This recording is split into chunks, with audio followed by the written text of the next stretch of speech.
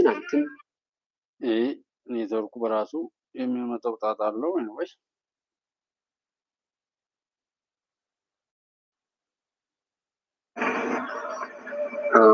በሱዳን ታሪክ ለመጀመሪያ ጊዜ የሱዳኑ ፕሬዚደንት ከጥቂት ወራት በፊት ለሚዲያ በሰጡት መግለጫ ላይ በአባይ ጉዳይ ላይ ሁሉም አሸናፊ የሚሆንበት አማራጭ ሞልቷል። ስለዚህ ሁሉም አሸናፊ የሚሆንበት አማራጭ መሻት አለብን፣ ይህንንም እንደግፋለን ብለው ተናግረዋል። በቅርቡም የሱዳን የምክትል ሚኒስትር በዚህ ጉዳይ ላይ የሰጡት ተመሳሳይ አዎንታዊ መግለጫ አለ። ስለዚህ ከሱዳን የሚመጣ ስጋት አለ ብዬ አልወስድም። ጥያቄው ዞሮ ዞሮ ግብጽ ላይ ነው የሚያነጋግረው። ግብጽ እስከ ባለፈው ዓመት ድረስ የአሁኑ የግብጽ ለውጥ ምን አይነት ለውጥ ያስከትላል የሚለው ወደፊት የምናየው ነው። ከዛ በፊት የነበሩ መንግስታት በአጠቃላይ ይከተሉት የነበሩት ፖሊሲ ግን ግልጽ ነው። በአባይ ላይ ምንም አይነት ግድብ ኢትዮጵያ ውስጥ እንዲሰራ አይፈልጉም ነበር። ይህን ለማድረግ ኢትዮጵያ በአባይ ላይ ግድብ እንዳትሰራ የያዟቸው የተለያዩ ስትራቴጂዎች ነበሩ። ከመቶ ዓመታት በላይ የቀጠለ ነው። ግብጽ የእንግሊዝ ቅኝ ግዛት በነበረችበት ወቅት ነው የጀመረው ነገሩ። የእንግሊዝ የጨርቃጨርቅ ኢንዱስትሪ በግብጽ ጥጥ ላይ የተመሰረተ ነው የነበረው። የግብጽ ጥጥ በአስተማማኝ መልኩ ለማግኘት ሲባል እንግሊዝ ቅኝ ግዛቶቿን በሙሉ በአባይ ጉዳይ ላይ በአባይ ውሃ የግብጽ አስተዳዳሪ ሳይፈቅድ ግብጽን የሚያስተዳድረው የእንግሊዙ ኃላፊ ሳይፈቅድ ሌሎቻቸው በውሃ እንዳትጠቀሙ የሚል መመሪያ ነው የሰጧቸው በቅኝ ግዛት ጊዜ። አፄ ምኒልክ እና እንግሊዞች በድንበር ጉዳይ ላይ በሚሰማሙበትም ወቅት ተመሳሳይ ነገር ለመስራት ሞክረዋል። የተሳካላቸው አልነበረም። የተስማሙበት ነገር ቢኖር አፄ ምኒልክ የተስማሙበት ነገር ቢኖር የጣናን ወንዝ ፍሰት አላቆምም ብለው ፈርም ተብለው አላቆምም ብለው ፈርመዋል። የጣናን ወንዝ በሐይቅ ፍሰት ከእግዚአብሔር በስተቀር ሊያቆም የሚችል ሰው የለም። ስለዚህ አላቆመውም ብሎ መፈረማቸው ትርጉም የለውም። ሌሎቹ የአባይ ተፋሰስ ሀገሮች ግን በናይል ጉዳይ ላይ የግብጽ ፈቃድ ሳናገኝ አንጠቀምም የሚል በእንግሊዞች ጊዜ ጀምሮ የቆየ ፖሊሲ ነው። ግብጾች ላይ ቀጥለውበታል። ይህን የቅኝ ግዛት አስተሳሰብ ቀጥለውበታል። ኢትዮጵያ በአባይ ወንዝ ላይ እንዳትጠቀም ለማድረግ የሚያግድ ስምምነት ስለሌለ መሳሪያዎቻቸው ሶስት የተለያዩ ስትራቴጂዎችን ነበር የሚከተሉት። አንደኛው ስትራቴጂ ኢትዮጵያ በአባይ ላይ ግድብ ለመስራት የምትፈልገውን ብድር እና እርዳታ እንዳታገኝ ከኢትዮጵያ የተሻለ ጂኦፖለቲካዊ አቅም ስላላቸው ይህን አቅም በመጠቀም ማደናቀፍ። በዚሁ መሰረት ይህ ፖሊሲ ለብዙ ዓመታት ቀጥለዋል። በቅርቡ የተደረገውን ነገር ለማስታወስ ያህል ባለፈው ዓመት በወቅቱ የግብጽ የውጭ ጉዳይ ሚኒስትር የነበሩት አቡጌት ለኢትዮጵያ ብድርና እርዳታ ሊሰጡ ይችላሉ ብለው ለገመቷቸው መንግስታት ሁሉ ደብዳቤ ጽፈዋል። የዛሬ 8 ወር እንደዚህ አካባቢ ለሁሉም እርዳታ እንዳትሰጡ፣ ብድር እንዳትሰጡ፣ ከሰጣችሁ ከግብጽ ጋር መጣላት ይመጣል። ከግብጽ ጋር መጣላት ማለት ከአረቡ ዓለም ጋር መጣላት ማለት ነው። ስለዚህ በዚህ መልኩ ባታግዙ ይሻላል የሚል ደብዳቤ ጽፈዋል። ይህ አዲስ ነገር አይደለም፣ የቆየ ነው። ስለዚህ በብድር በእርዳታ አባይ ላይ ስራ እንዳንሰራ ማድረግ አንዱ መሰረታዊ ስትራቴጂያቸው ነው። ሁለተኛው ስትራቴጂውን የቆየው ኢትዮጵያን በእጅ አዙር ማተራመስ። ኢትዮጵያን በእጅ አዙር ማተራመስ ሁለት ጥቅሞች ይገኙበታል ተብሎ የተገመተው፣ አንደኛ በውስጥ ቀውስና ጦርነት የምትታመስ ሀገር እስከሆነች ድረስ በልማት ስራ ላይ ለመሳተፍ ጊዜውም አቅሙም አይኖራትም የሚል ግምት ተወስዶ ነው። ይሄ የቆየ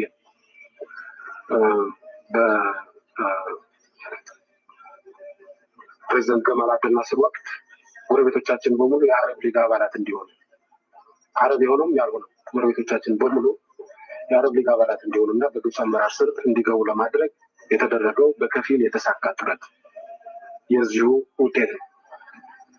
በሶማሊያ እና በኢትዮጵያ የነበረውን ግጭት በቀጣይነት ቀጣይ ሆኖ እንዲቀጥል ለማድረግ ሲሰራ የነበረው ሴራ የዚሁ ክፍል ነው። አሁንም አልቆመም ያ ነገር።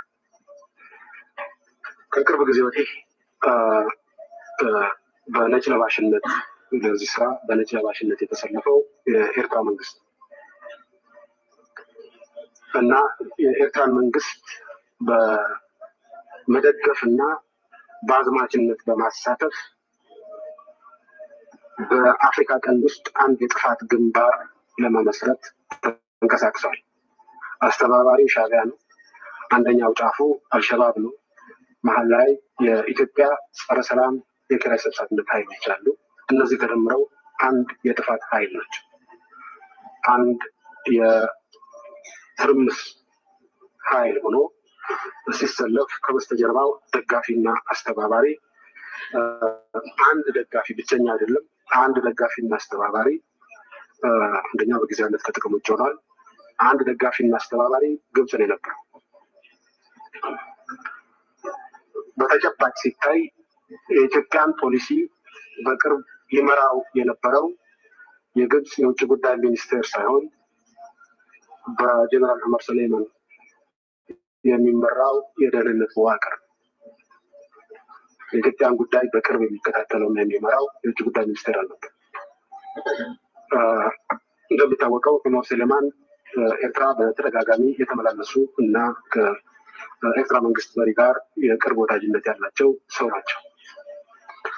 ስለዚህ በአባይ ጉዳይ ላይ የልማት ስራ እንዳይሰራ ነጭ ለባሹ በዋናነት የኤርትራ መንግስት፣ በሁለተኛ ደረጃ ሸባብ፣ በሶስተኛ ደረጃ የኢትዮጵያ ጸረ ሰላም ኃይሎች አንድ ግንባር ፈጥረው እንዲያተራምሱ ነው። ይሄ ነው ሁለተኛው ስትራቴጂ።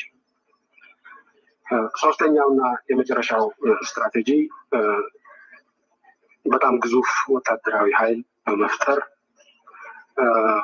ሌሎች ሀገሮች አደጋውን ሰግተው እንዲቆጠቡ ማድረግ ነው። በጠቅላላው የግብጽ ፖሊስና ወታደር ተደምሮ ወደ 6 ሚሊዮን አካባቢ ነው። ከዚህ ውስጥ በቋሚነት የተሰለፈው ወታደር ግማሽ ሚሊዮን ነው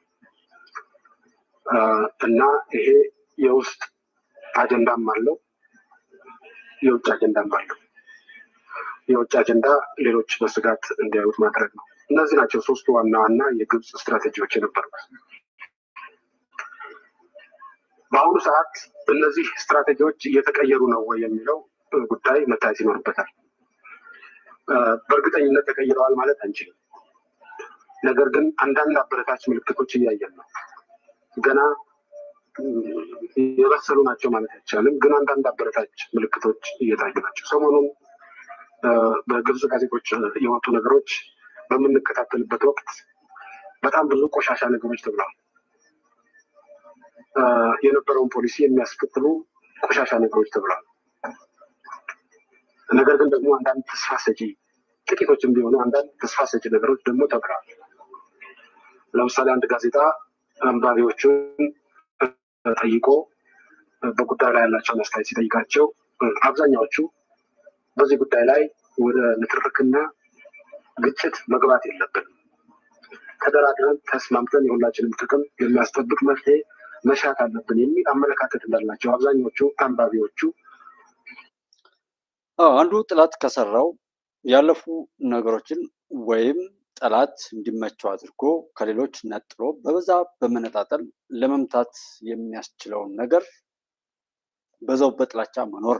ለምሳሌ ጀነራል ጻድቃን፣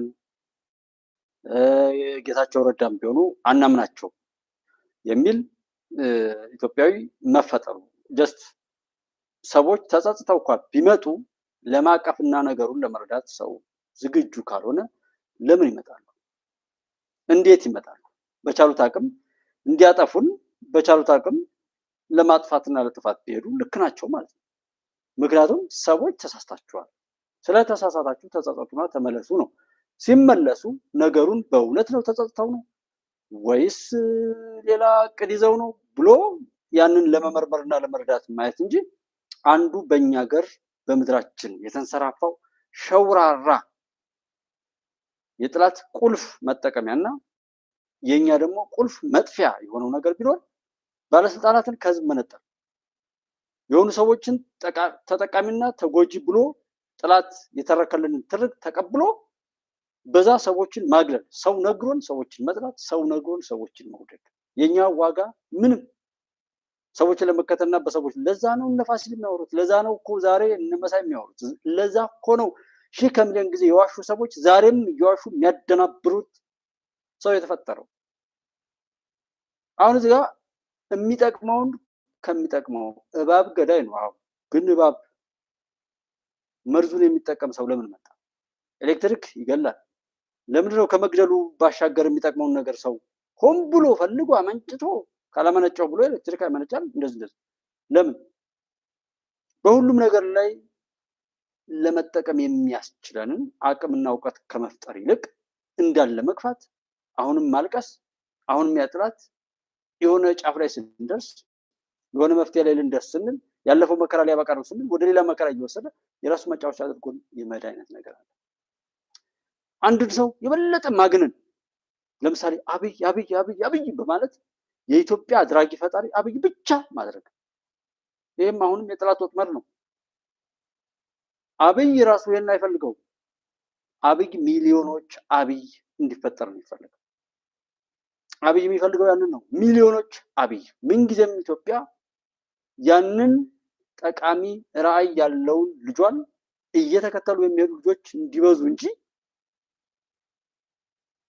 በሆነ በአንድ ሰው የምትተነፍስ፣ በአንድ ሰው ፊርማ የምትሸጥ፣ በአንድ ሰው ፊርማ የምትቆም አድርጎ ማለት አሁንም ጥላት ማክረርና መክረር የሚባል ነገር አለ እና አሁንም ሰዎችን አንድ በተናገሩት እናውቃቸዋለን። ካወቅናቸው ለመጠቀም ሊያስችለን ይችላል። አላማው ምንድን ነው? ለምንድን ነው እንደዚህ የሚለውን ነገር እያዩ መሄድ ላይ ስትራቴጂው እንደዚህ ከነበር አሁን ይሄ ሰውዬ እንደዚህ ይናገራል። ኦኬ ሶ ግብጽ ይህንን የምታደርግንበት ከዛም ጀምሮ ይህንን የምታደርግ ከሆነ ከዛም ነጭ ለባሽ ሆኖ እዚህ ያሉ ጽንፈኞች እንደዛ የሚያደርጉ ከሆነ አሁን ጥንዶ ብለው ራሳቸውን የገለጡ ሰዎችን ይነግረናል እንደማለት ነውና አበክሮ ሰዎችን የመጥላት አይነት አለ። ውሸት ነው። ብዙ ሰው ውሸታም ነው። ምን እንደሚፈልግ አያውቅም። ዝም ብሎ ጥላቻ አለው። ኦር አሁን ጥላት የዘረውን በሽታ ወርሶ ያለ ሰው አለ።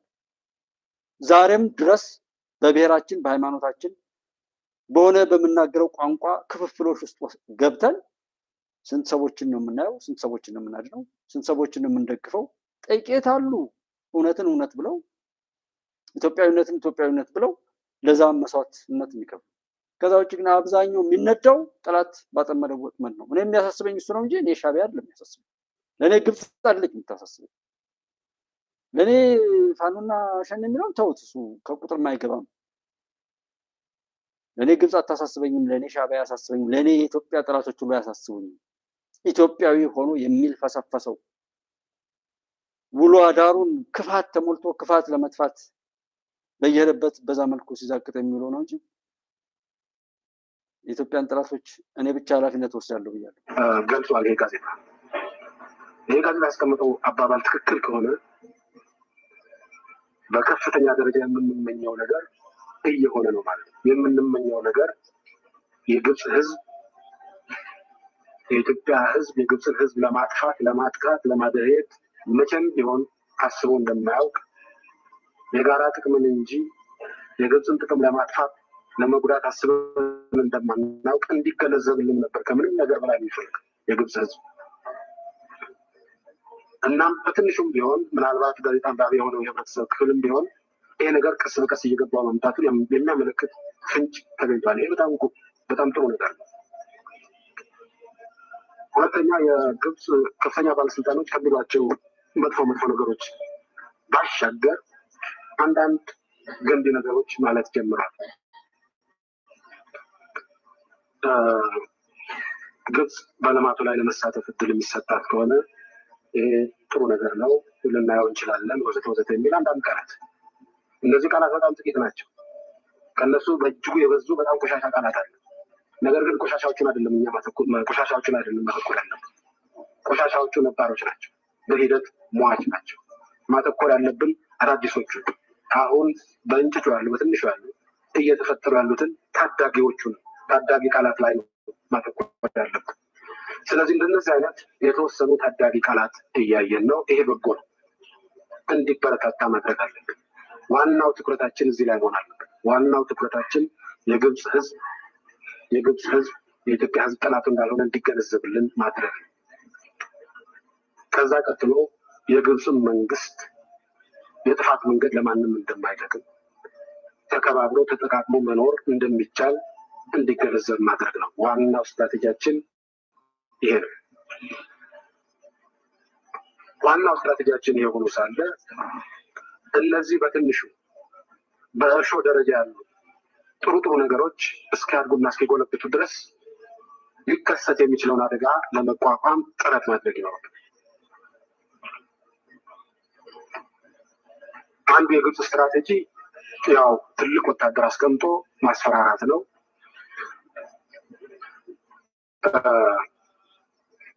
ይህን በተመለከተ ልንከተል የሚገባው ፖሊሲ አለመፍራት ነው የሚሆነው።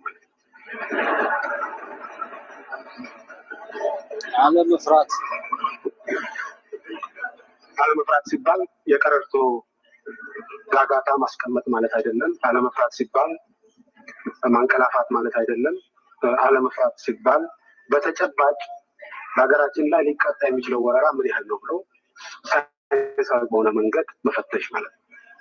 ሳይንሳዊ በሆነ መንገድ ሲፈተሽ የግብፅ ወረራ አደጋ በኢትዮጵያ ላይ በጣም ትንሽ ዜሮ ነው ማለት አይቻልም። ነገር ግን በጣም ትንሽ። ስለዚህ በዚህ ምክንያት በጣም ትንሽ በሆነ አደጋ ምክንያት እንቅልፍ የምናጣበት ምክንያት ነው። ይሄ ማለት ግን ዜሮ ስላልሆነ ያቺ ትንሿን አደጋ ለመቋቋም ተጨማሪ የአቅማችንን ያህል ዝግጅት ማድረግ ያስፈልጋል። ይህን የምናደርገው ግብፅ ይወረናል ብለን ቡራ ከረዩ ለማለት አይደለም። አደጋው በጣም ትንሽ ነው። መፍትሄው በጣም ቀላል ነው። መፍትሄው ተደጋግፎ መኖር ነው። ስለዚህ ወደ ዋናው ስትራቴጂያችን ላይ የተረባረብን ምናልባት 5% ድልም ቢሆን 5% ትኩረት ያስፈልገዋል እና 5% ትኩረት ሰጥቶ ለዚህ ጉዳይ የመከላከል አቅማችንን የመገንባት ጉዳይ ያስፈልጋል ማለት ነው። ሁለተኛውና ዋናው አደጋ ግብጾች በቀጥታ በወረራ የሚፈጽሙ ሳይሆን በነጭ ለባሾቻቸው አማካኝነት የሚፈጽሙት እሱ ነው ትልቁ አደጋ። ወረራ በነጭ ለባሾቻቸው አማካኝነት የሚፈጸመውን በፊትም የነበረ ነው። አሁንም በሰፊው አጠናክረው እየገፉበት ነው። ለነገሩ የግብፅ አመራር ሳይሰጣቸውም በራሳቸው ተነሳሽነት ሊሰሩ የሚችሉ ነጭ ለባሾች አሉ፣ የኤርትራ መንግስት ጨምሮ። ስለዚህ የግብፁ መንግስት እርዳታ ቢኖርም ባይኖርም ይኖራሉ እነዚህ ሰዎች። የግብፁ መንግስት ጉትጎታ ቢኖርም ባይኖርም ይኖራል። ስለዚህ እነዚህን ለመመከት የሚያስችለን አቅጣጫ መከተል ይኖርብናል። ስለዚህ አሁን ግድቡ ከግንባታ ጊዜ ጀምሮ አደጋ ሊከሰት የሚችል ከሆነ በእነዚህ በነጭ ለባሾች እና ሽብርተኞች አማካኝነት ሊፈጠር የሚችል ነው። ይህን ለመቋቋም አስፈላጊ ስራ መስራት አለብን። እሱን ቀጥዬ በሌላ ርዕስ እመለስበታለሁ። ሶስተኛው የውጭ እርዳታና ብድር እንዳናገኝ ማድረግ ነው መፍትሄው። ግብጾች የተከተሉት ስትራቴጂ የውጭ እርዳታና ብድር ለማግኘት ያደረግነው ጥረት አልተሳካም። ስለዚህ አማራጭ በራሳችን ጥረት መስራት። በራሳችን ጥረት በምንሰራበት ወቅት የግብፅ መንግስትና ህዝብ ትክክለኛውን ድምዳሜ እንዲወስዱ ለማድረግ በሚያስችል አኳኋን ለመስራት እንደተሞከረ ፕሮጀክት ስንመርጥ በአባይ ግድብ ላይ ሊገነባ የሚችለው የመጨረሻው ትልቁ ግድብ መርጠን እየገነባን ያለ። ይህን መገንባት ከቻል ሌሎችን ግድቦች መገንባት እንደማያቅትን ሁሉም ሰው ሊገነዘበው ይችላል ማለት ነው። ስለዚህ በዚህ ዙሪያ የነበራቸው የተሳሳተ አመለካከት ለመቀየር ይህ ግድብ የበኩሉን አስተዋጽኦ ያበረክታል ብለን ተስፋ እናደርጋለን። ሁለተኛ ይህን ግድብ መርጠን ለመገንባት በምንሰማራበት ወቅት የዚህ ግድብ ግንባታ በተጨባጭ ሱዳንና ግብፅን በከፍተኛ መጠን የሚጠቅም እንደሆነ በተግባር ለማሳየት የሚያስችለን ግድብ ነው በተለየ ሁኔታ መራት። ስለዚህ የዚህ ግድብ ግንባታ በግብጾች አስተሳሰብ ላይ በጎ ተጽዕኖ እንዲያሳርፍ፣ በራሳችን አቅም መስራት እንደምንችል እንዲያምኑ፣ ስለዚህ ያ ስትራቴጂ እንደማያዋጣ እንዲገነዘቡ፣ በራሳችን አቅም በምንሰራበት ወቅት ደግሞ ለጥፋት ሳይሆን ግብጾችና ሱዳኖችን ለመጉዳት ሳይሆን ሁላችንም የምንጠቃቀምበት ሁኔታ ለመፍጠር እንደሆነ እንዲገነዘቡ ነው ጥረት እያደረግን ያለ ነው። ስለዚህ በዚህ ደረጃ የኢትዮጵያ ሕዝብ ሊረጋጋ ይገባል። ስጋቱ ከምን እንደመነጨ ይገባኛል። ነገር ግን ስጋቱን ለመቆጣጠር የሚያስችል ሁኔታ አለ። ቀጥተኛ ወረራ ይመጣል የሚባለው ወሬ በጣም የተጋነነ ነው። ከመጣም ያው የተለየ ውጤት ይኖረዋል የሚል ግምት ሊያድር አይችልም። ዋናው በነጭ ለባሾች አማካኝነት የሚሰራው ነው። በነጭ ለባሾች አማካኝነት የሚሰራውን ለመቆጣጠር መንግስት አስፈላጊውን ዝግጅት እያደረገ ነው። ዝርዝሩን በኋላ መልስበታለሁ። ይሄ ታሪካችን ነው። መጀመሪያ ኢትዮጵያ ውስጥ ያለነት ወንድሞች ችግሩ እንዲፈታ ከሆነ መጥፎ ልጆችም ጥሩ ልጆችም የኛ ልጆች በእኛ ዘመን ላይ ያለው ነገር በሙሉ እኛን እንደ አቅማችን የሚያሳትፈን የምንጋራው ታሪክ እንደሆነ መቀበል ነው። በመሸሽ ሌላ ጥፋት እንፈጽም ይሆናል እንጂ አስተካካዮች አይደለም።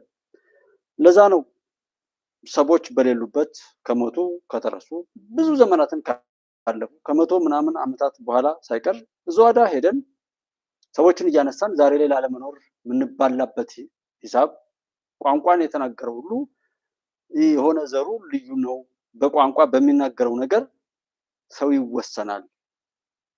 የሆነን እቃ የሆነ ነገር ልናስቀምጥበት ብንችል እንኳን ያንን ነገር የያዘ ሁሉ ጀስት ባህሪው ያ ነው ያን የተንሸዋረረ ሰው ፊት የማይቀርብ አይን ያወጣ ምን ነው አይን ያወጣ ውድቀትን የሚያሳይ ፖለቲካ ያለው እኛ ሀገር ነው። ዛሬም ድረስ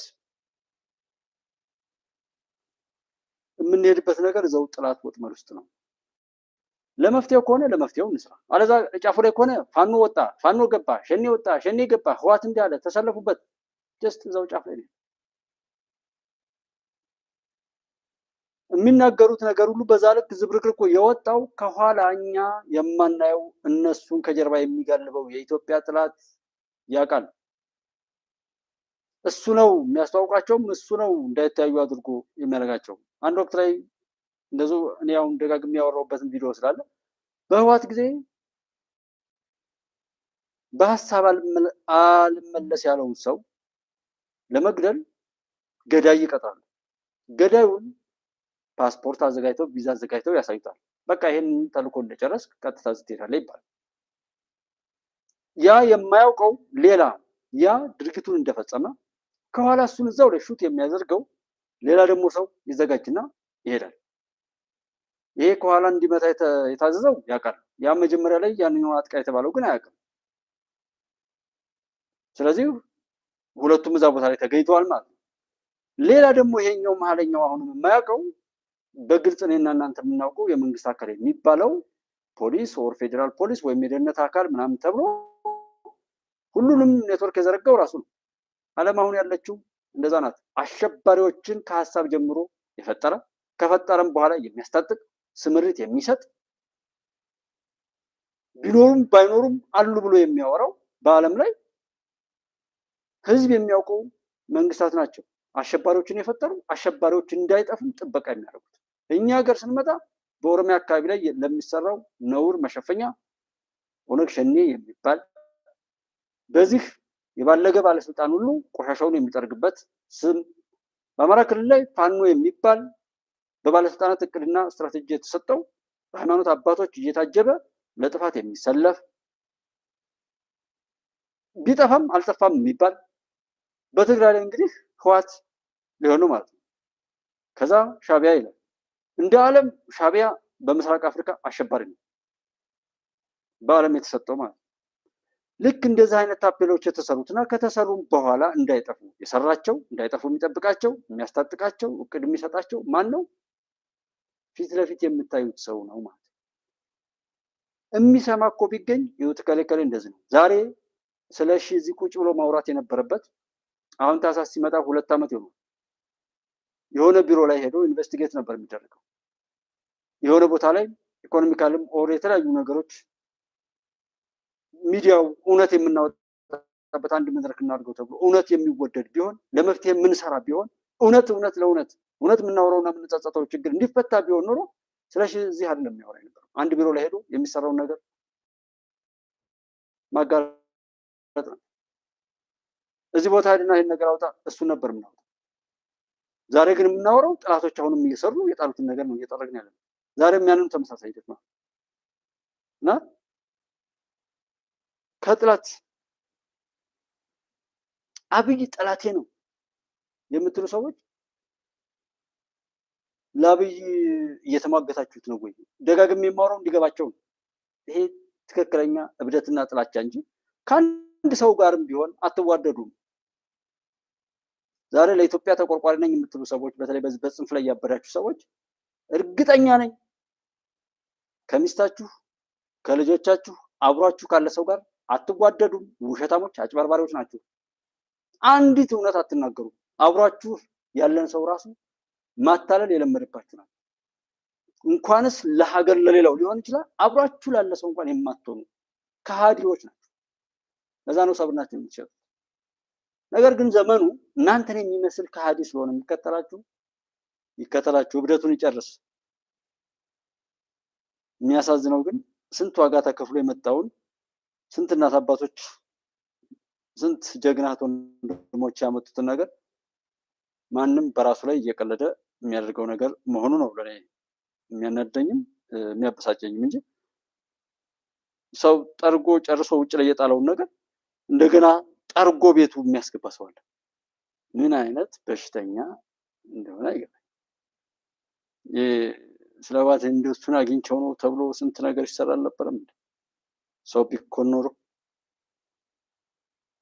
መረጃ ማውጣት የሚሰማ ስለሌለ ነው እንጂ ብዙ ነገር ይመጣ ነበር። ዞሮ ዞሮ ይሄ ብቻ ብዙ ይናገር ነበር እኮ። ይሄንን ነውር እንዳይሆን ሆነ። ሁሉም ከሚያውቀው የጥቅምት 24 ምሽት 4 ሰዓት ጥቃት ይሄ ብቻ እኮ ብዙ ነገር ይሻል ሆነው የሀገር መከላከያ ሰራዊት ሰሜን እዝ ላይ ለምን ይሄን የሚደግም ትውልድ መጣ? ሰዎች ብንሆን ዛሬም እንኳን የምናደርገው ድርጊት ይጠቅማል አይጠቅማም የሚለው ላይ አለመድረሳችን የሚያሳየው ይሄ እንኳን አላስተማርም። በጣም ነው የሚያሳዝነው። እና አርሲሲ ምን ትፈልጋላችሁ? እኛ ለራሳችን አብረን ሳንሆን ያው የህወሓት ቡድን ስውር ሴራና ደባ ተሸርቦ ነበር። የራሽንና የደሞዝ መለቀቅን መነሻ ያደረገ ዕለቱን በማሰብ በተሰናዳ ድግስ አይነተ ብዙ አሻጥር በድርጊት ሊገለጽ ታቅዷል። ቀደም ሲል በመከላከያ ሰራዊት ውስጥ ቆይተው ከስለላ እስከ እዛው ማፈን የሚዘልቅ ቀዳሚ ተልዕኮ የተሰጣቸው የትግርኛ ተናጋሪ አባላት የእኩይ ተግባሩ አጋፋሪዎች ናቸው። ገሚሱ ደግሞ ከሰራዊቱ ወጥቶ ለዘመናት የተንተራሰው ማህፀን የያዛቸውን መሰሎቹን ተመልሶ እንዲወጋ ማድረጉ አባይነት ደግሞ ሁለተኛው ነው። ሶስተኛው ግብ ሁለቱ መካከል ሆኖ እንደ ሁኔታው ሲለው ተጠቂው ሰራዊት እጁን እንዲሰጥ የማድረግ ሲሻው ደግሞ የማሸማገል ሚና የተላበሰ የኤሊ ድንጋይ ነው። ይህ ሁሉ ሲሆን የሀገር ኩራቱ የመከላከያ ሰራዊት አፍ የሆነው የሬዲዮ መገናኛ በተቀነባበረ ሴራ ለዚህ ጀግኖች ህይወት እንዳይደርስ ልሳኑ እንዲዘጋ ተደርጓል። የሬዲዮ መገናኛ ዋና መምሪያ የዚህ የአንጃው ቡድን ሰው ነውና ይህን የሬዲዮ ፕሮግራም ሲደረግ ጥርጣሬ አልነበረም። እነሱም ጥርጣሬ ሊከት የሚችል ግንኙነት አልነበረም። በራሳቸው ያደራጁት ኃይል በዚህ ሬዲዮ መገናኛ ሲገናኝ ድምፁ አይሰማም። ያ መገናኛ ኦፕሬሽኑን እስኪጀምሩ ድረስ አላደረጉትም። ምክንያቱም ኦፕሬሽኑ ሲጀምር ብሎክ ለማድረግ ነው። ስለዚህ የሬዲዮ መገናኛ በደንብ ተሰራ። ኦፕሬሽኑ መቼ መሆን አለበት? የሰራዊቱ የወራሽን ሲገባና የሰራዊቱ ደሞዝ ወደ እዙ ሲገባ። ለጊዜው ይህም ተሳካላቸው። በዕለቱ የተዘጋጀውና የራስን ወገን ለመብላት የተጠራው ድግስ ዳሩ ምግብና መጠጥ ብቻ አልነበረም። ለምክንያት የተፈለገው በልቶ እንዲሄድ ሲደረግ የጥቃት ኢላማ ያረፈባቸው የክፍለ ጦር አዛዦች እዛው እንዲቀሩና እንዲታፈኑ ማድረግ ሌላኛው የእርምጃው ማስፈጸሚያ ነው። አሁን ቀደም ብሎ የተበጠሰውን የትዕዛዝና የግንኙነት መስመር እንደ መልካም ዕድል በመጠቀም ድራማው ቀጠለ። በአንዳች ምክንያት ከዚህ ድግስ በቀሩት ሻለቃዎች ላይም ከባድ ከበባ ተፈጸመ። ከዚያ በኋላ ያፈኑትን ጀነራል እዙ ከኛ ጋር መሆኑን አረጋገጠ ለሚል የሐሰት ዜና አቀረቡት። እንዲህም እንዲል ተገደደ። ጦርነት ይቅርብን፣ ደም ማፋሰሱ ይቅርብን፣ እኔም ትጥቄን ሰጥቻለሁ፣ እናንተም ትጥቁን ስጡ፣ እኔንም ከዛሬ በኋላ አታገኙኝም ማለት ነው። አንዳንዶቹ አንተ መንገዱን ጨርቅ አድርግልኝ፣ ትጥቅን ስጠኝ፣ ትጥቅ አንሰጥም አሉ። አንዳንዶቹ ደግሞ ለምንድን ነው ከአሁን በኋላ አታገኙኝም ያለው? ትጥቁን ከሰጠ ለምንድን ነው የማናገኘው? ሰው ይገሉታል ማለት ነው። ስለዚህ ይሄ ሞት ለእኛም እጣ ፈንታ ስለሆነ ጠመንጃችንን ሰጥተን አንሞትም። ጀግናው ሰራዊትም ለስብስብ ሚሊሻ እጄን ከምሰጥ ከነ ትጥቄ ነፍሴ ባፌ ትውጣ አለ። ጥቃት የተከፈተበቱ ይኸው የመከላከያ ሰራዊት እንዲህ እንዲደናገር ሲደረግ በምክንያት ነው ይላሉ ሌተናል ጀነራል ባጫ ደበሌ። ሊወጉት የቀረቡት አካላት አራት አይነት መገለጫ ያላቸው ናቸው። አንደኛው ከየማዕዘናቱ የሰበሰቡት ርካሽ ጉልበት እነሱ ሚሊሻ የሚሉት ሲሆን፣ ሁለተኛው በኤርትራ ጦርነት ለ21 ዓመት አብረው ምሽግ ውስጥ የነበሩ ነገር ግን ለሆዳቸው ያደሩ ከሃዲዎች ናቸው። ሶስተኛ ተመሳሳይ መለዮ ለብሰው ከሰራዊቱ ጋር ለጋራ ዓላማ ዘመናቸውን ኖረው ለጥፋት ተልዕኮው ግን ያሸበረኩት የትግርኛ ተናጋሪ ሰራዊት ናቸው። ግፍ መስራት ነው። ግፍ መስራት ተረኛ አልቃሽ፣ ተረኛ ተበይ፣ ዘረኛ፣ ጎጠኛ የሆነ በሙሉ ይረክሳል ሰው ከመሆን ካልጨመረ። ስለዚህ እንደ ብሔር የምታስቡ ሰዎች በቃ ተረኛ ገዳይ፣ ተረኛ ተገዳይ፣ ተረኛ ዘራፊ፣ ተረኛ ተዘራፊ፣ ተረኛ አርካሽና ተረኛ ርካሽ ትሆናላችሁ እንጂ ሰው መሆን ብትለምኑ አትችሉም።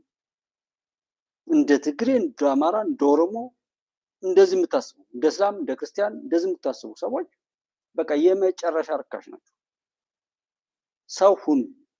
ከዛ በኋላ ለሰው የመጡ ሃይማኖት፣ ሀገር፣ ሕግ፣ መንግስት እና ሌሎች ጌጣጌጦች ይሆኗቸዋል። ይሄ ሰዎች ብንሆን ያስተምረን ነበር።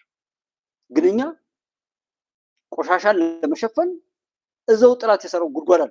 ዘረኝነት ዘረኝነቱ እንደ አማራ አልበቃው ሲል እንደ እስላም፣ እንደ ክርስቲያን፣ እንደ ጎጃሜ፣ እንደ ጎንደሬ፣ እንደ ሰሜን ሸዋ፣ እንደ ወሎ ስትገባ እንደ ሰሜን ወሎ፣ እንደ ደቡብ ወሎ፣ ሸዋ ስትገባ ሰሜን ሸዋ፣ እንደዚህ ጎጃም ስትገባ ሰሜን ጎጃም፣ ምስራቅ ጎጃም፣ ምዕራብ ጎጃም፣ ጎንደር ስትሄድ ማዕከላዊ ጎንደር፣ ሰሜን ጎንደር፣ ምዕራብ ጎንደር፣ ደቡብ ጎንደር ለአራት ይከፍላል። እዛ ስትሄድ ቅማንት አማራ፣ አገው አማራ፣ በሁሉም ከፋፍሎ ይህን ማስረዳት እኮ አይጠበቅብንም።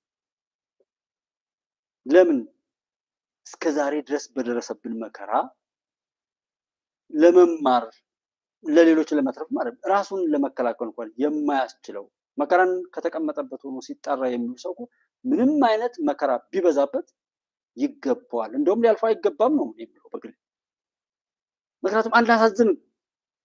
ሰው ከተውራት፣ ከዘቡር፣ ከኢንጂል፣ ከፉርቃን፣ ብሉይ ኪዳን፣ አዲስ ኪዳን፣ መዝሙረ ዳዊት እያለ ቅዱስ ቁርአን እያለ ሃይማኖት የመጣው እኮ ሰዎችን መስመር ለማሳት ሳይሆን የሰዎችን ብልግና ስርዓት ለማስያዝ ነው። አንዱ የሚያናድደኝ ነገር ቢሆን ይሄ ሃይማኖት፣ ህግ የተሰራው ለምንድን ነው? ሰዎችን ብልግናቸውን ስርዓት ለማስያዝ ነው። የሰው ልጅ በጣም ባለጌ ስለሆነ እሱን ወደ ቅርጹ ለመመለስ ነው። በነፃ የተሰጠችውን መንግስተ ሰማያት ጀነትን ያጣ የሰው ልጅ ትእዛዝ አፍርሶ ነው ሰው ያን ነገር አስተካክሎ ተመልሶ ወደ ክብሩ ይመጣ ዘንድ የተሰሩ ናቸው እንጂ የሰው ልጅ ጭራሽ ልጓም አልባ ሆኖ ሰዎች እንዲጨፈጭፍ እንዲገል አልመጣም። ለዛ ነው የሃይማኖት አባት ተብለው እዛ ጋር የሆኑት። ለምን ትውልዱ ራሱ ዛሬ ሸብቶ ብታያቸውም በእነሱ ዘመን ልክ እኛ ሀገር ላይ ትውልድ መበተኑን የረከሰ ነገር መተግበሩን የሚያሳዩ ናቸው እንጂ ስለሸበቱ ብቻ አዋቂ አይደሉም። ይሄ ትውልድ ለምን ተፈጠረ? ለራሱ እንኳን የማይሆን ለልማት ያልተባበረ ትናንት ሲወቃቀስ የነበረ ለጥፋትማ አብረን የሚል እንመካከር ሲባል ተነስቶ የሚሳደብ እንደዛ አይነት ትውልድ የተደረገው አንደኛ ሰንካላው ነው። እንደ ትውልዱ እንዲበላሽ ተሰርቷል። ሁለተኛ እንደዛ አይነቱ ጎደሎ ከፊት ካልተቀመጠ ሌሎችን ማጉደል አይችልም፣ ሌሎችን ማሰናከል አይችልም።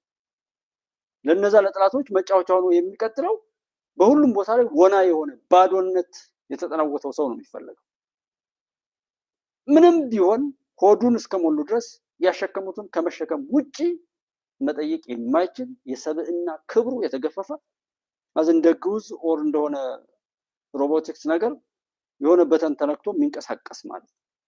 እንደዛ አይነት ሰዎች የሚፈለጉት ፓርቲዎች ወር ምናምን ፍሬ አልባ ሆነው ጭራሽ ፍሬያቸው ሌሎች ያደረሱት ያሉትን መከራ እነሱ በባሰ መልኩ በመድገም ህዝብን በማሰቃየት ሀገርን በመበደል ህዝብን በማዋረድ ህዝብን በመግደል ህዝብን በማፈናቀል የህዝብን ሰቆቃ በባሰ መልኩ መከወን መተረክና ማውራት ላይ የተጠመዱ መግለጫቸው የሰዎችን ስኬት የማያይ እይታና አመለካከት ያላቸው አበቃልህ ሩት ተነስ እያሉ ሁልጊዜም በእጃችን ገብቶ የነበረውን ነገር ሁሉ ለመቀማት ሲሰለፉ መሆናቸውና ፍሬ አልባ ሆነው የቀጠሉት ለዛ ነው ሰዎች ተሸለሙ ብሎ ሽልማት ሊያስቀማ የሚሄድ ትውልድ የተፈጠረው። አራተኛውን ይጠቅሳሉ። ከስፍራው ትላንት የተመለሱት ሌተናል ጀነራል ባጫ ደበሌ። ሰርፕራይዝ አይደለም ግን ደግሞ እንዴት አጋጣሚው በዚህ ተከሰተ የምንለው ኦሮምኛ የሚናገሩ የኦነግ ወታደሮች እዛ ከነሱ ጋር ሆነው መዋጋታቸው ነው። በሁሉም ቦታዎች በቃ የምናየው የኦነግ ባንዲራ ይዘው። ይሁን እንጂ የዚህን ጀግና ሰራዊት ጀግንነት ለመስለብ የሞከረው መቀሌ ከተመው የማፊያው ቡድን ቡችሎች በቆይታቸው እንደ ዘበት ያመልጣቸው የነበረ የአፍ ወለምታ ነበርና ለመለዮ አክባሪው የመከላከያ ሰራዊታችን የሆነው ሁሉም ሆኖ ጥርጣሬውን ተጠቅሞ ራሱን እንዲያድን የቁርጠኝነትና የጽናት መነሻ አድርጎት ተነሳ። ደሞዙን ቶሎ ላክልን ለሰራዊቱ እንድናከፋፍል ይለዋል። የሚጠይቀው ሰውዬ ትግርኛ ተናጋሪ ነው። ያ ትግርኛ ተናጋሪ ምንድን ነው የሚለው? ዛሬም ደሞዝ ታስባለህ እንዴ ይለዋል። ታዲያ ለምን አላስብም ይለዋል። እማረካለሁንም አስብ ይለዋል። መማረክንም አስብ፣ ደሞዝ ሳይሆን መማረክንም አስብ ይላል። ይሄ ግጭቱ ከመነሳቱ በፊት ነው። ይሄው ሰውዬ መማረክንም አስብ የሚለው ከዛ በፊት ማን ኦሮሞ ነው ማን አማራ ነው የሁሉንም አመራሮች ዘር እየቆጠረ ይጽፍ ነበረና ማን እንደሆነ ይሄው አሁን ደሞዝ የሚጠይቀውን ሻለቃ አንተ የትኛው ብሔር ነህ ብሎ ይጠይቀዋል። የኔ ብሔር ምን ያደርግልኛል? ምን ያደርግልሃል? ወታደር ነኝ፣ ብሔሬ ምን ያደርግልሃል ይለዋል። ግለሰብ እስኪደክመው ይሰራል። ወታደር ግን እስኪደክመው ብቻ ሳይሆን እስኪሞት እስኪሰዋ ይታገላልና በተገኘው ፍንጭ ውጊያው ቀጥሏል። እንዲያም ሆኖ በ20ኛው ክፍለ ጦር ብርጌድ ይኸው አረመኔ ጁንታ አብሮ በሊ ካርኒን ተጠቅሞ በሰዋቸው ጥቂት የመከላከያ ሰራዊት አባላት ላይ ዘግናኝ የጀግና መገለጫም ያልሆኑ ኢሰብአዊና አሳፋሪ ድርጊቶችን ፈጸመ። እነዛ የተሰዉትን የመከላከያ አባላት ሬሳቸውን ልብሳቸውን አውልቀው ራቁታቸውን ፀሐይ ላይ አሰጡ። እስከዛሬ ድረስ ሬሳቸው አልተቀበረም። ሬሳቸው እዛ ፈንድቶ የአራዊትና ምንድነው የአሞራና የጅብ ስሳይ ነው የሆነው። የሰሜን እዝ መከላከያ ሰራዊት 21 ዓመት በኖረበትና ባከበረው ምድር ትግራይ ይህ እንደቀላል ፈጸመበት። ሰውቶ ሬሳ አልቀብር ያለው ወራዳው አካል ይፈር እንጂ ይህ ለሀገር መከታው ሰራዊት ኩራት ነበር። ለዓላማው ሲል ወድቋልና ነው ምክንያቱ። ጀግና ያልሆነ የጀግናን ዋጋ ያውቅምና በውርደት መንገዳቸው ሲቀጥሉ በህይወት የተረፈውን እርቃኑን ሰደዱት። እናም በዚህ አሳፋሪ ተግባር ጥርሱን የነከሰው ጋሻው የሀገር መከላከያ ሰራዊት አሁን የዚህን ወሮበላ ጁንታ ቡድን ጸያፍ ድርጊት ከግምት ውስጥ በማስገባት ተገቢውን እርምጃ እየወሰደ ይገኛል። ይህ ህግን ለማስከበር ተብሎ የተጀመረው ውጊያ ደግሞ ለኢትዮጵያ ብቻ ሳይሆን ለትግራይ ህዝብም ነፃ መውጣት ይሆናል። ይሄ ያልተፈረደው ሰው አያሳዝን? ይሄ ያልተፈረደው ሰው ይሄንን ያላሰበ ይሄን የረሳ ሰው ጤነኛ አይደለም። ወየው ባገኘሁት እኔ እንደዛ የምመጣው 27 ዓመት አልተገዛንም፣ አልተቀጠቀጥንም፣ አልተበደልንም ብሎ የኢትዮጵያ ህዝብ ቢክድ እንኳን እንዴት ይሄ ህመም አልሰማም? ለዛ ነው ሸኔ ብለው ሞከሩ። ከዛ ፋኖ ነኝ ብለው አሁን ያለው መማገጥ ጭራሽ ዜና ሆኖ ፋኖ እዚህ ደረሰ ብለው የሚቃዡ እብዶች መጥተው ያ ዜና ሆኖላቸው ለዛ ገንዘብ የሚያዋጡ በቁማቸው አስከሬን ሆነው የአስከሬን የጅናዛ ወይም የግብዝነት ዘመናቸውን የሆነ ማድረቂያ እየወጉ የሚያቆዩ ሰዎች የተፈጠሩት ሰዎች ብንሆን እና ለሰው የምናዝን ብንሆን ይሄ ያምን ነበር። ግን አስመሳዮች ነን። እኔ እያየሁት ያለሁት በሽተኛ ነው። ብዙ ሰው እዛው ተለከፈበት ቤት ነው የሚሄደው፣ እዛው ተወጋበት ቤት ነው፣ እዛው ተረገጠበት ቤት፣ እዛው ረከሰበት ቤት ደግሞ ለመረስ ይሄዳል ብዙ ሰው። ዛሬም ስንት ሰው ጎጠኛ አለ፣ ስንት ሰው መንደርተኛ አለ። ከዛ እኔ መውጣት የምፈልገው ከበሽታው ለመዳን ነው፣ ጠላቶችን ለመቅበር ነው፣ ኢትዮጵያን ነፃ ለማውጣት ነው፣ ለማሸነፍ ነው። ግን አንዳንዴ የራሴ ልጅም ቢሆን ልክስክስና ኢትዮጵያዊ ካልሆነ እኔ ራሴ ነኝ የማጠፋው። ከራሴ ጀምሮ ቆሻሻ አያስፈልጋትም፣ ለኢትዮጵያ አያስፈልጋትም። ለዚህ ቻለ እንደነዱት የሚሄድ ሰብዕናው የረከሰ ሁሉን ነገር ለመጋለብ ነውሩን እንደ ክብር የሚቆጥር ርካሽ ትውልድ አያስፈልግም። ከኔ ጀምሮ ፈጣሪ እንዲያጸዳም ብለው ለዛ ነው እውነትን ነው ጉዳያችን፣ ከእውነት ጋር ከሀቅ ጋር ከጀግንነት ጋር ዘላቂ ከሆነ ነገር ጋር እንጂ በሆነ በጎጥ በምን ጋር እንደ አይነት ሰንካላ ትውልድ እንትን ብሎ ሰንካላነቱን በሌላ ሰንካላነት ይገልጻል። እንመካከርን የሚቃወም ያለ መሪ ያለ መርህ ያገኘውን ሁሉ ጥላት አድርጎ እንዲህ አይነት እብድ አለ። ዛሬ አማራ ክልል ላይ ስላለው ነገር አሸነፈ ተሸነፈ፣ ፋኖ ጀግና ነው፣ ፋኖ ተቆጣጠረ የሚል በዚህ ልክ እውር ድንብር ውስጥ የገባኔ የሰው ልጅ ነው ወይ? የሰው ልጅ በዛ ልክ እንደው የሆነ ጭርሙት ይወጣ እንደው የሆነ የማይቆም የማይነሳ በዛ ልክ የተንሸዋረረ እጅና እግሩ ጭንቅላቱን ወደ እግሩ እግሩ ወደዛ እንደዛ የተገለባበጠ ነገር ሆኖ በቀላሉ የምታወሩትን ነገር አታውቁትም ወይ? እንደው ተስፋ ታደርጋላችሁ? አለ ቪዲዮ 2-3 ጊዜ ደጋግሜ ጫንኩት ማለት እንጂ ዛሬ ሲመቸው ዛሬ ኢትዮጵያ ስላሸነፈች ኢትዮጵያ ድል ስላደረገች ዛሬ ማንም መጥቶ የሚንበረከክላት ኢትዮጵያ ስለተፈጠረች አይደለም የምናወራው። ማንም መጥቶ ይሰግድላታል ኢትዮጵያ። እህል ውሃ ያበቃል፣ የኢትዮጵያ መንግስት አበቃለት ምናምን። እኔ እኮ እዛ ነው ያሉት፣ ኢትዮጵያ ውስጥ እኮ ነው ያሉት። ስንት ጀግኖች አሉ፣ ስንት ጀግኖች አሉ ኢትዮጵያ ውስጥ። በራሱ ጎደሎነት በራሱ ኢምንትነት ልክ የሚያስብ ሰዋል። በዛ ልክ መነጽራችሁን ቀይሩት፣ አለዛም ማበዳችሁ ጥሩ ነው። እናንተን የሚመስል እብድም ካገኛችሁ አጽዱልን አፍራችሁ። ሺህ ከሚሊዮን ሌት ተቀን የሚደክሙ ሰዎችን ተቆጥሮም የማያልቁት ወንድሞች አሉ። የእነዚህ ልጆች ደም በተኙበት የታረዱት፣ አስከሬናቸው እንዳይቀበር ለአውሬ የተሰጠው፣ ተሰብስበው እየጨፈሩ የተቀረጹት፣ የተማረኩ ሰራዊቶችን በህዝቤ ባሉት ላይ በጫካ ልብሳቸው ወልቆ የተሰደዱት፣ አስፓልት ላይ ተተኝተው በሲኖትራክ እስከ ነፍሳቸው የተጨፈለቁት፣ አክሱም ላይ የፌዴራል ፖሊስ አባላት ጡታቸው ሁሉ የተቆረጠበትን፣ በእሳት የሚኖሩበት ቤት የተቃጠለበትን አልረሳም።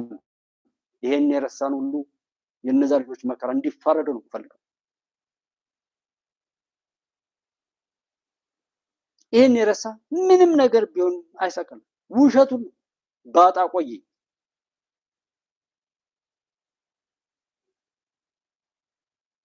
አባላት ደረጃ እንኳን ለምን የማይስተናገድበት እንዴት የሚታፈንበት ጉዳዩንም ማንሳት አሳቃቂ የሆነበት ጊዜ አከተመ። በጓዳ የማልጎምጎም ምዕራፍ ተዘጋ። ልክ በዛሬዋ ቀን ከ2 ዓመታት በፊት አባይ እኮ እኛ ድንበር ውስጥ በእኛ ገንዘብ የሰው ውሃ ሳነካ ማንም አይሰማኝም። አባይማ እናንተ ብቻ አይደለም፣ ግብጾች፣ ሱዳኖች ህልውናቸው ነው። ሁሉም ሰው የሚናገረው በቃ ምንም ታቡ አይደለም። ኢትዮጵያ ውስጥ ግን በጣም የሚያሳዝነኝና የሚያመኝ ነገር የቀይ ባህርን ጉዳይ በፓርላማ አባላት ደረጃ እንኳን ሀሳብ መዋየት እንደ ነውር እናስባለን። ያንተን አባይ ያንተን ህዳሴ ከነገንዘብ ከነምናምን በየትኛውም አጀንዳ ላይ ሰው እንደፈለገው እየተነጋገረ፣ አንተ ግን ቀይ ባህርን የሚያክል ነገር እንደ አይዲያ መነጋገር ለምን ታቡ ይሆንባል? አትውሰዶ ይቅር፣ ግን ለምን አነጋገርበትም? በእርግጥም እነዚያ የመሽኮርመም ጊዜያትን ያጠፈው የፈራ ተባ ወቅቶችን የቀለበሰው የጠቅላይ ሚኒስትር አብይ አህመድ የቢያንስ እንነጋገርበት ጥሪ ግዘፍ ነስቶ ዜጋውን አነቃንቆ ሀገር አረስርሶ ዓለምን አዳርሷል። ምክንያት በመደመር መንግስት በግልጽ እንደሰፈረው ሁለቱ ውሃዎች ለውድ ሀገር ኢትዮጵያ ህልውና ልዕልናም ናቸው። ቀይ ባህርና አባይ ኢትዮጵያን የሚበይኑ ከኢትዮጵያ የተቆራኙ ለኢትዮጵያ እድገትና ጥፋት መሰረት ናቸው። ጥቅሙ ግን ምን ይሁን? ልክ አሁን ህዳሴ ላይ እንደምንደራደረው መደራደር እንችላለን። ችግር የለውም። ድርድር ማለት አትጠቀምበት ማለት ካልሆነ በስተቀር ችግር የለውም። ቢያንስ አሁን ያለው ትልልቁ ፖለቲካል ኤሊት የሚወያይበት ጉዳይ ይሁን። አክሽኑ ይቅር፣ እንወያይበትና ልጆቻችን ያስቡበት ሊባል ይችላል። ዝም ተብሎ ግን የሚተው ጉዳይ አይደለም።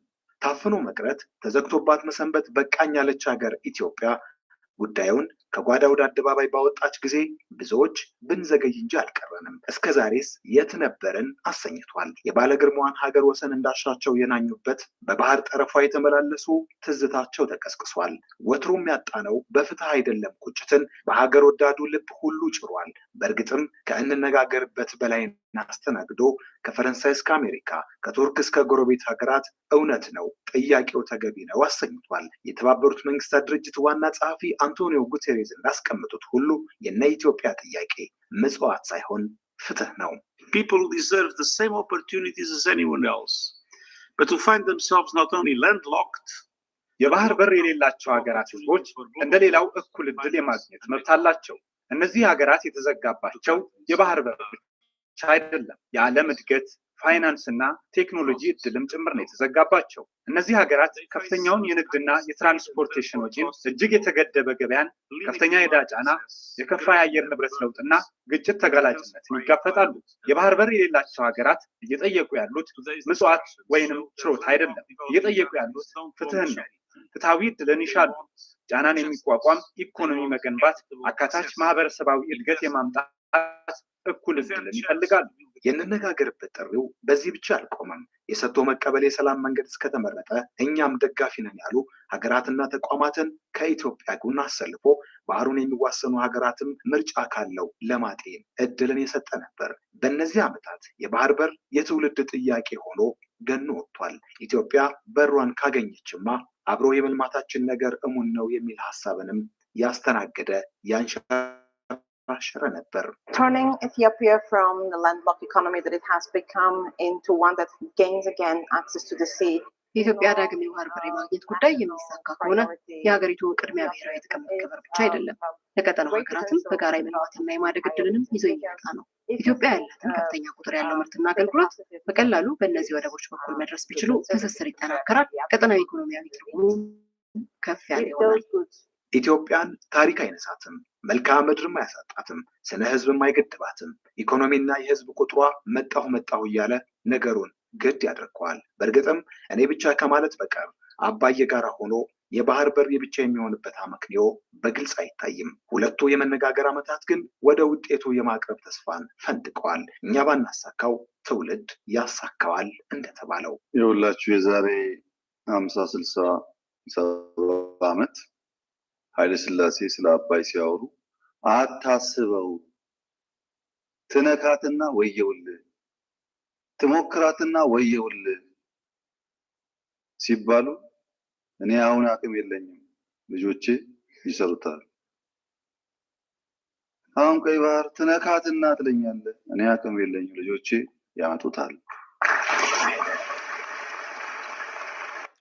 ይሄ የሚያናድደው ዓለም ላይ ፍትህ ቢኖር ዓለም በበዝባዦች እጅ ባትወድቅ ሁሉም የተቀደሱ ነገሮችን በሙሉ ባለጌዎች ተቆጣጥረው ለረከሰ ነገራቸው መጠቀሚያ ባያደርጉ ኢትዮጵያ ከህዝብ ብዛቷና ካለችበት ጂኦፖለቲክስ እና ሌሎች ነገሮች አንጻር ሳትጠይቅ ነበር የሚሰጣት ማለት ነው። መጠየቅ እንዴት ነውር ሆኖ እዛ ጋር ዛሬም ድረስ ትርክቱ ዛሬም ድረስ ጩኸቱ ለምን ይበረታል? በዚህ ልክ ምቀኛ የሆነች ዓለም እኔን እንደ ሰው ተቀብላ እንደ ዓለም የማታኖር ዓለም ለምን ድምጥማጧን ማጣለው? ዛሬ ከዚህ በኋላ ስለ ወደብ ስለ ባህር በር ጉዳይ እንኳን የራሷን ንብረት አይደለም ሌላም በምንም በሰጥቶ መቀበል ምን በዚህ እኮ ይሆናል አይደለም የተባለው። በቃ ይሄ እኔ ነው ወስዷለሁ እኮ አይደለም የተባለው። በጋራ ተጠቃሚነት ያለን የህዝብ ሁነትና ወቅታዊ ነገሮች አስገዳጅ ናቸው። እኛ ብንተውም ነገሩ ፈንድቶ እስከሚሄድ ድረስ መጠበቅ የለብንም። ዘመኑ ደርሷል። ጀስት የሆነ መላን በለው ተብሎ ሶማሌላንድ ሲከድ ሌላ እዛ ጋር ሲከድ ሌላ